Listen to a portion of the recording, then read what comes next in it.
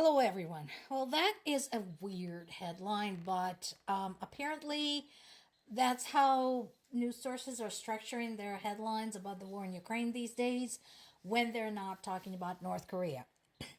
For those who are interested in North Korean involvement, there is all kinds of just very contradictory information flying around.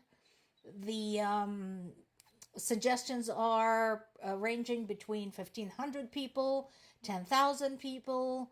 Some are saying that some of the North Korean officers have been intercepted in the Donetsk direction. Others are saying that they will be mostly focused in Kursk in Russia and Zaporizhia region in Ukraine. So, whatever. So we're still treating it as a developing story. Meanwhile, so what is this all about? What I'm going to suggest to the Russian emergency services is to stay the fuck away from the military objects. Because since your government insists on waging this war, any and all military objects in any area are targets. So I am curious which objects in the Moscow area was targeted this time. And they're saying that, there was something going on in an industrial zone, so that is very vague. I'm curious as to what actually was located there. I'm going to check with my sources and find out because it's never just an industrial zone, okay? It's never just an airfield. No, there's something else there. Chances are it's another either manufacturing facility that provides military supplies, or if it's something near an airport or something like that. A lot of Russian airports have a military airfield associated with the same area. How do I know this? It's because I've been there, first of all, and second, because my father worked in an airport where I grew up in Zaporizhia pretty much all his life. And so I got to be around this type of airport structure a lot, and definitely saw that. I personally don't see a lot of merit in having a military airfield so close to a civilian one. I'm sure you can see the implications, but that's what they did in the Soviet Union, and it's complicated to restructure it. So there's that. Russian media continues saying, oh, we shot down the drone, but remember, you can shoot down all the drones you want, but if pieces of them fall down and start a fire somewhere, mission accomplished. Meanwhile, G7 continues reassuring Ukraine that they're going to support it. But again, folks, what I encourage the allies to look at is not just at the region, not just specifically at the parties involved directly, Russia and Ukraine, but look at the global impacts.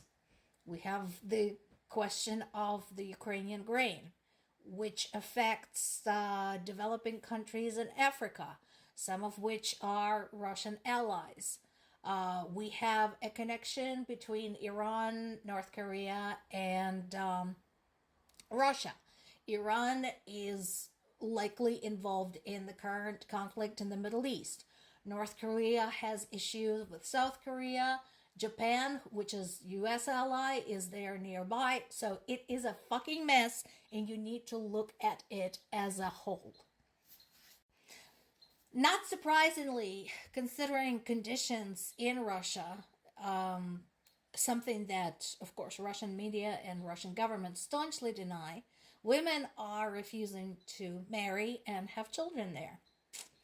So, I mean, there's a multitude of factors: sexism, gender discrimination, the fact that for the most part, spousal abuse or any kind of relationship abuse is not punishable in Russia.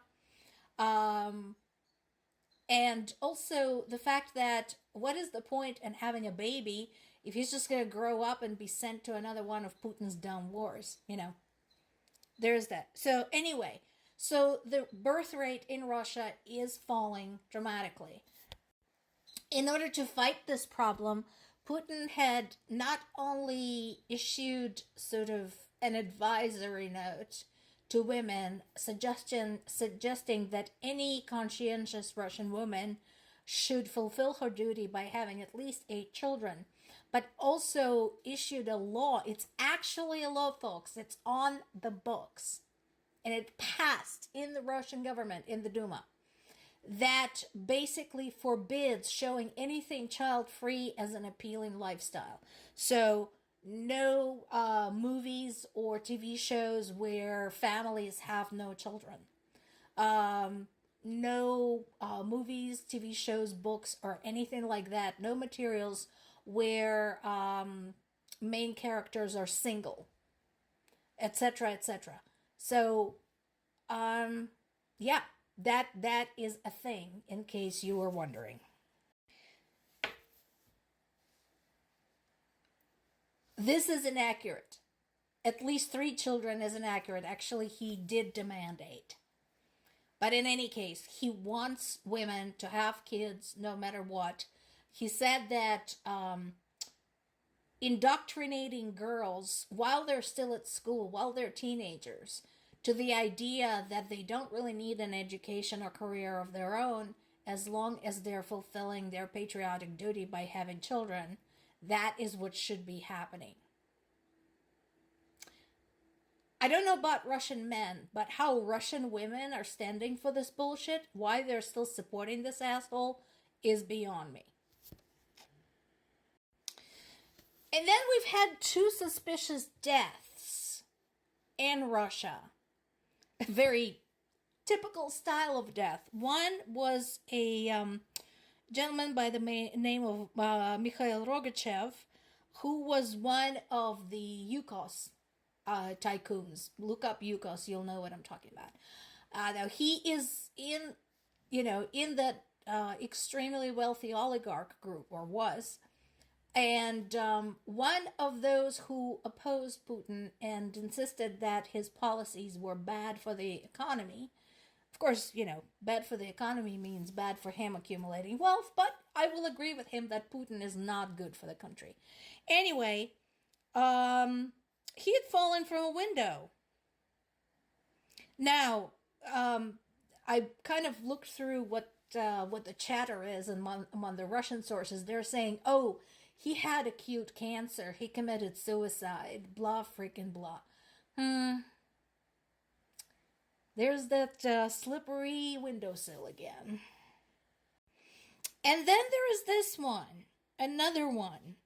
A retired Russian official that used to be very close to Putin and Kremlin's Secret Service supposedly died after falling downstairs in his own house and breaking his neck. This was Konstantin Ramadanovsky. He was 67 years old, and even the Russian social media groups are agreeing that this is really weird. Especially, like I said, that the 2 deaths occurred within 2 days of each other. So 48 hours, 2 guys who likely had some knowledge of Putin died suspiciously. In this particular case, this guy was not opposed to Putin.